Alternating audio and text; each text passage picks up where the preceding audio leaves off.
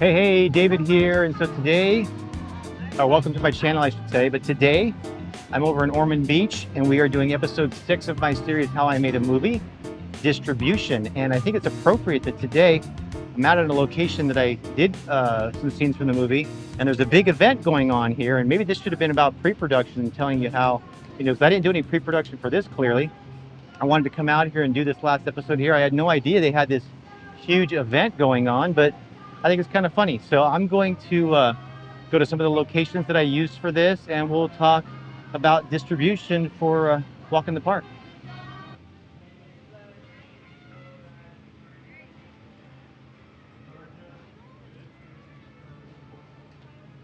All right, so let's talk about distribution. But before that, I am going to have a little fun with this. Like I said, this should have been a pre-production video, right?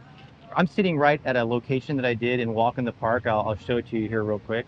And one of the issues where I'm at here when I shot it was I have cars behind me, but I'm confident I'm going to be able to clean that up like I did before. But today it's a little unique because now I've got this big event going on over here, and there's singing over there, and there's a grandstand and all that sort of stuff.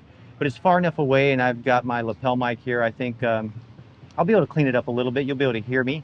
You may be able to hear a little bit of that going on. But anyway, I think it's kind of fun. This is a very different than when I shot the movie here. So let's talk about distribution. Oh, actually, there's some shop talk. Yes, I'm on my ZR shooting N-RAW, and I've got my 20mm lens today, the 20mm Viltrox, shooting it, I think, at a f4 or 2.8, f4 it looks like. And so anyway, let's get to it.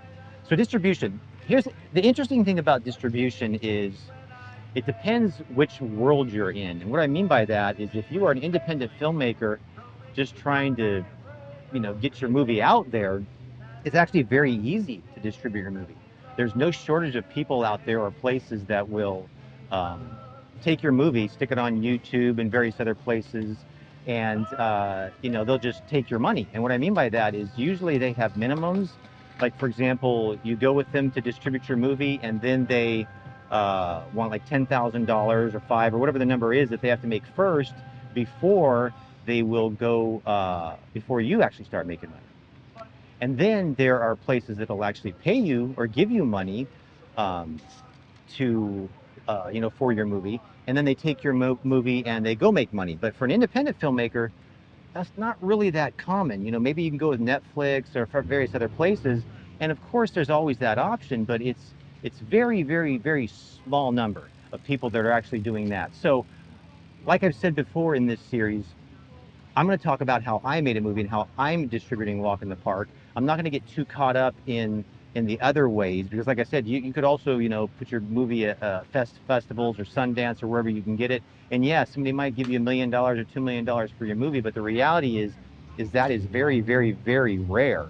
And so, for the context of this conversation, it's really, I don't know, it's really not a part of the conversation, because I never considered doing that, because I knew, hey, there goes a car, because I knew it wasn't going to happen anyway. Okay, so let's talk about specifically for Walk in the Park. Walk in the Park I did, I should tell you something a little bit about me and the kind of movies I like to make, if you will. I like to do clean movies for adults.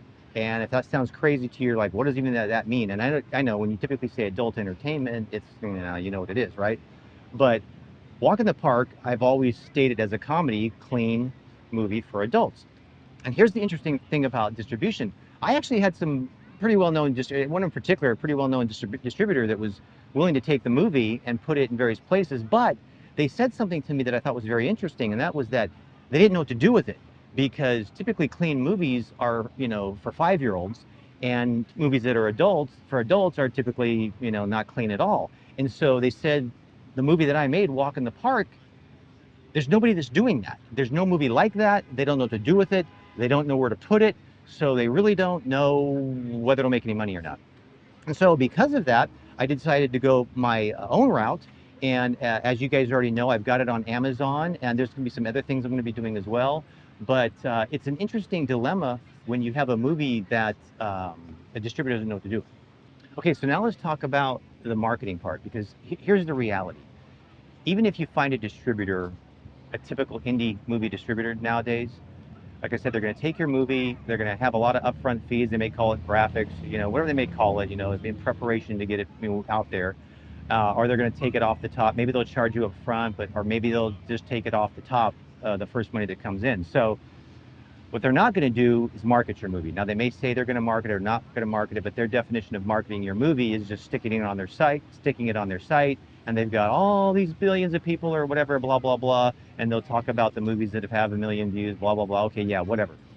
The reality is that you're going to be on your own marketing it, and so social media and social marketing is a big part of independent movies, is because you don't really have the money to market it, right? Are you going to spend tens, 20, hundreds of thousands of dollars marketing your movie when you're getting a fraction of profits anyway? Because the distributor takes their 50%. The venue's going to take their 50%, i.e., whether it's Pluto or Tubi or whoever it is.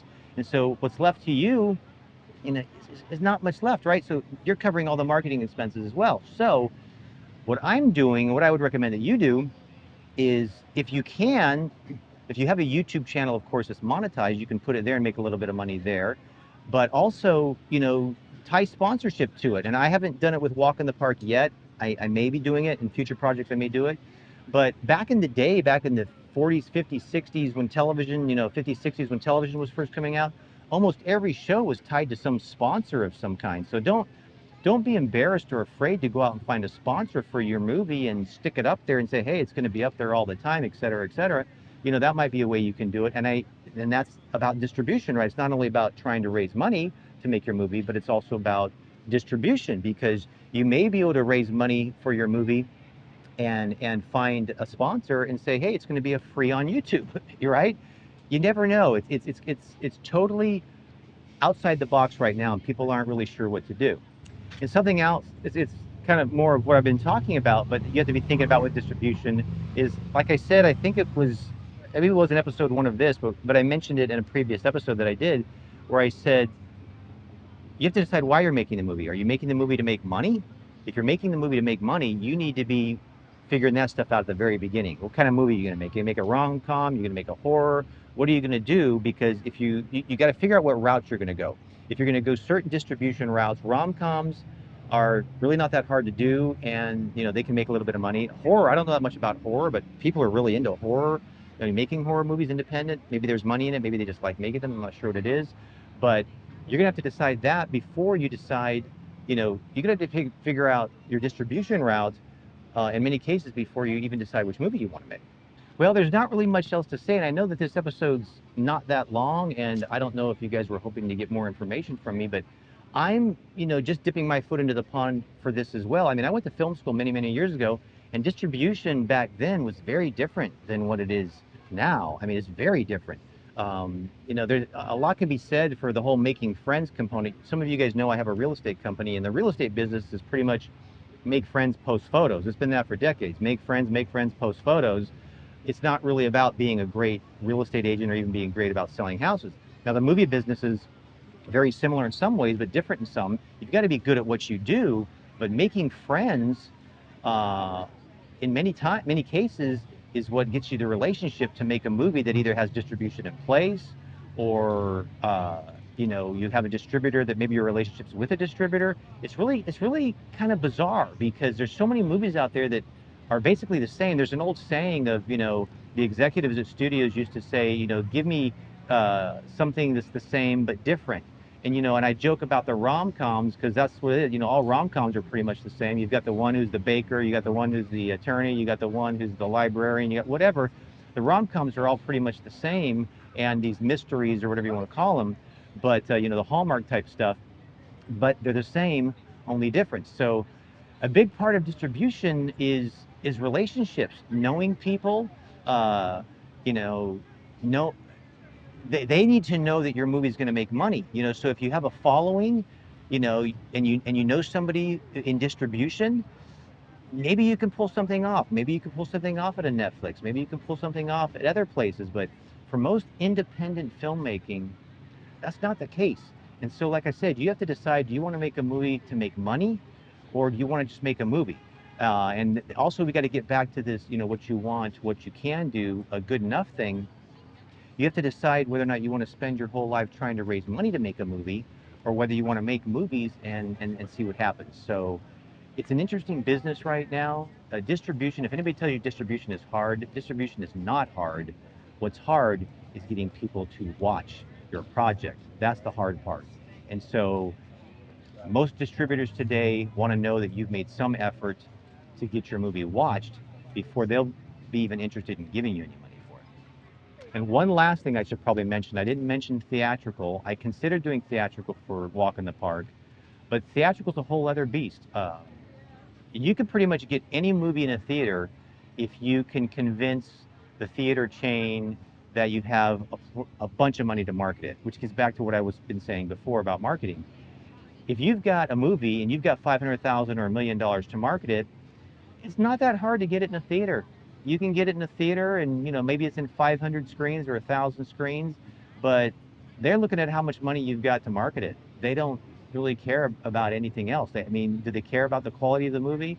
Yeah, kind of, maybe, sort of, because everything's so niche anymore. Not really. If you go to them and say, hey, I made a movie about this type of cat, and there's millions of followers out there on my site, da da da, and I've got $1 million to tell people about my movie about this type of cat. Maybe they care, maybe they not. I don't know. What they really care about is how much money you have to market it. So that's it. I'm not going to ramble on anymore. If you got any questions, ask. I'm by no means an expert in distribution, and if any of you guys have any insight that I haven't shared here, be sure and share it. But my perspective is real simple. Building the audience is more important than quote unquote finding distribution. Finding distribution is easy. Finding the audience is tough. So thumbs up if you like, thumbs down if you don't, and I hope you enjoyed this series. Be sure to ask questions if you got them. All right, take care. See ya.